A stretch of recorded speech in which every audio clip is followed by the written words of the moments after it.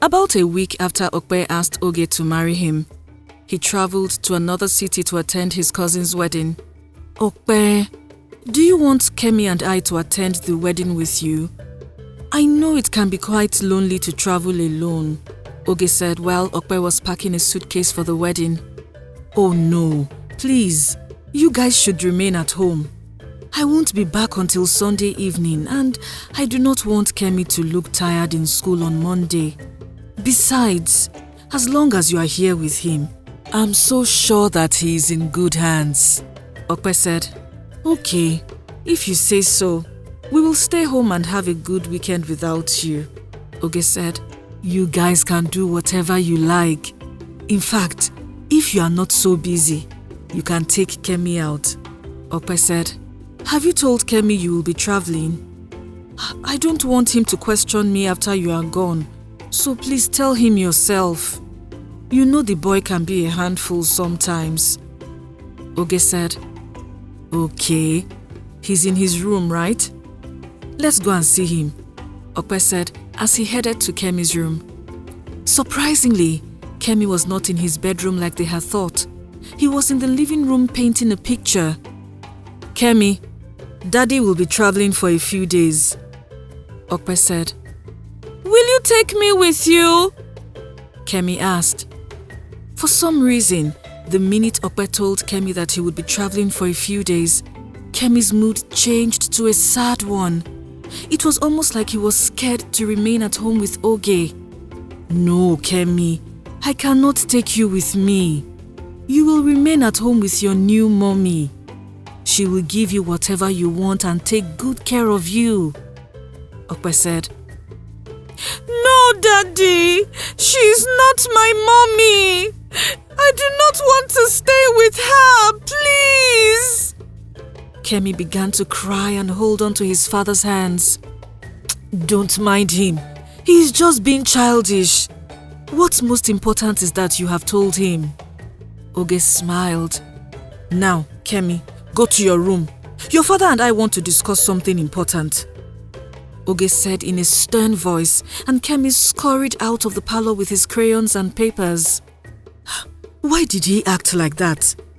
Do you think he will be fine? Okpe asked. Of course, he will be fine. You know how kids can be at times. He's not going to accept me as his mommy that easily, but I know he will do as we spend more time together. You know he has not gotten over his mother, so for now, we just need to stick with Auntie Oge. Oge said, Don't worry, I will take good care of him while you are away, she added. Thank you so much, Oge. You are an angel. And I still say this, I don't know how I would have handled things without you, Okpe said as he hugged and kissed Oge on the lips. About 30 minutes after Okpe spoke to Kemi, he set off on his journey. This boy wants to put me in trouble, Abi. I will show him pepper today, Oge soliloquized. No one knew or even suspected that Oge had been sexually abusing 8-year-old Kemi right from the first month she moved into their home, and she had threatened Kemi not to say a word to anyone or she would kill his father. Afraid that Oge would do something terrible to his father, Kemi endured the abuse for months. Kemi! What was the meaning of what you did out there? Do you want your father to know I have been giving you a special treat? Didn't I tell you it was our secret? Oge yelled at Kemi and he began to cry. My friend, will you clean those stupid crocodile tears now? I'm not your mother and those tears will not move me one bit. Oge growled. Surprisingly, Kemi stopped crying and managed to hold back his emotions. Now, I want you to come and touch my breasts just the way I showed you the other day. If you do not do as I say, you will go to bed hungry tonight. You know your daddy is not here to save you, so if I were you, I would be an obedient child, Oge said. No, Auntie, I don't want to. If I do that, you will touch my pee-pee, and every time you touch my pee-pee, it hurts, Kemi cried. Look at this foolish boy. Oh. I'm teaching you how to be a man and you are crying. You want to tell me that those small girls in your class do not touch your pee-pee and you do not touch theirs? You are lying to me and you know I hate liars, Oge said. Now, remove your clothes and lie down on this bed before I give you the beatings of your life, she added. Unfortunately, that afternoon, Oge had her way with Kemi and she succeeded again at night before she went to bed. For the 3 days Okpe was away from the house, Oge ensured that she used every opportunity to abuse Kemi. It even reached a point where she would make Kemi kiss her on the lips first before she gave him food. Even though Kemi did not like the things Oge was making him do, the poor boy had no choice. Aside from Oge threatening to kill Kemi's father if he said a word to anyone, Oge also threatened Kemi. Sadly, even when Okpe returned home from his trip and he noticed that Kemi was a bit withdrawn and not as lively as he used to be, he didn't do anything about his son's sudden behavior. He just believed that Kemi was having a mood swing and he would be back to his usual self in no time. As time passed, Oge continued to abuse Kemi, even under his father's nose. Most nights, Oge would insist on talking Kemi in bed, so she would use the opportunity to abuse him. About 7 months after Okpe proposed to Oge, they began to plan a wedding and were getting close to their wedding date. The day Kemi found out that his father was getting married to Oge, he was very heartbroken and scared. Daddy, please! I do not want you to marry Auntie Oge! I do not want her to live with us! Kemi cried. That morning, Kemi begged his father to drive him to school. And on their way to school, Kemi expressed himself. Kemi had waited until he was alone with his father because he knew that if he spoke in Oge's presence, she would ruin things for him. What do you mean you don't want Oge to live with us? Hasn't she been living with us for a while now? Okpe asked. No, Daddy. You do not understand. If you marry Auntie Oge, she will kill me and you, Kemi said. What do you mean? Okpe asked. But the moment Kemi realized that he had said too much, he stopped talking. Kemi, is it not you I'm talking to? Answer me now! Okpe yelled, but Kemi did not respond. From the way Kemi acted, it was so obvious that he was scared about something. Kemi, do you want me to spank you? Why would you say that your new mother wants to kill you? Okpe yelled. She is not my mommy! My mommy would never do what she does to me! Kemi yelled. That was the first time Okpe saw his son yell at him. In fact, he was shocked that Kemi could talk to him like that. Daddy, please! Promise me that you will not marry Auntie Oge. I don't want her to live with us anymore! Kemi said in a teary voice. Kemi, I have had enough of your nonsense. It is high time you accepted Oge as your mother. She has been nothing but good to you. Do you think it's easy to find anyone else who will love you and take care of you like she does? Okpe said.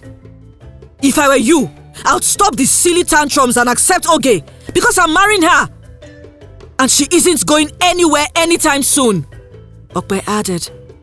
When Kemi heard that, he burst into tears and cried until Okpe dropped him off at school. Look here, you better behave yourself. If anyone sees me now, they will think I'm maltreating you, not knowing that you are a naughty boy, Okpe said before Kemi exited the car. After Okpe dropped Kemi at school, he went straight to his fabric shop at the market. About an hour after he arrived there, he got a call from Kemi's school teacher telling him to come over to school. Good day, Mrs. Rose, Okpe greeted Kemi's school teacher. Good afternoon, sir. I called you here because of your son, Kemi, Kemi's teacher said. Yes, what about him? I hope everything is alright, Okpe asked. Sir, Your son came to school crying uncontrollably, and I tried to calm him for a few minutes, but he wouldn't stop. It seems like he is really bothered about something, but he won't tell me what it is. I called you to ask if everything is fine at home, Kemi's teacher said. Oh, don't mind Kemi. He's just trying to be naughty. Everything is fine at home, and you have absolutely nothing to be worried about, Okpe said. That's not all. For a while now, Kemi has not been active in class. He doesn't play or associate with the other pupils and barely does his homework. I understand that some homework can be tough, but we expect parents to assist them sometimes, Kemi's teacher said. No, that's not possible. His stepmother helps him with his homework every evening. Are you sure there's no mix-up somewhere? Okpe asked. Yes, I can even show you some of his books if you don't mind. Aside from not doing his homework, I think you really need to talk to Kemi. Most times, when kids withdraw like this from people and refuse to open up to adults about what's bothering them, something is seriously wrong, Kemi's teacher said. Thank you, Mrs. Rose. I will do my best to get to the bottom of this, and I assure you that Kemi will be back to his normal self, Okpe said. Thank you, sir. I hope to see some changes soon, Kemi's teacher said. You will. I have to take my leave now, Okpe said before exiting Kemi's classroom. Before he left, he waved at Kemi, who was sitting sadly on his desk. However, Kemi did not wave back at him. Later that evening, when Okpe went home, he told Oge everything that had happened, including what Kemi said in the car and his impromptu meeting with Kemi's teacher. Babe, if Kemi does not want you to marry me, then I think I'm not the right person to be his mother. The boy doesn't even like me. At this point, I do not know what to do again. I have tried my best to be patient with him, and I do not want to turn into one of those evil stepmothers, Oge said in a sad and manipulative tone. No, it has not got into that. I am not just marrying you because of Kemi. I am marrying you for myself too, Okpe said. And trust me, when Kemi sees that he is stuck with you forever, he will have no other choice than to like you, Okpe added. Are you sure? I'm asking because I do not want a child who will resent me as he grows up. He might even start insulting me, Oge said. Come on, babe. You know Kemi is not like that. He is a good child and we raised him well. Just give him time. I think he still misses his mother and hasn't accepted that she is gone forever, Okpe said. All right, if you say so. I will trust you on this one, Oge said. Then, concerning his homework, you know I complained to you a while ago that Kemi was giving me a difficult time. He wasn't answering my questions and I didn't want to answer them so it wouldn't seem like I was doing the homework for him.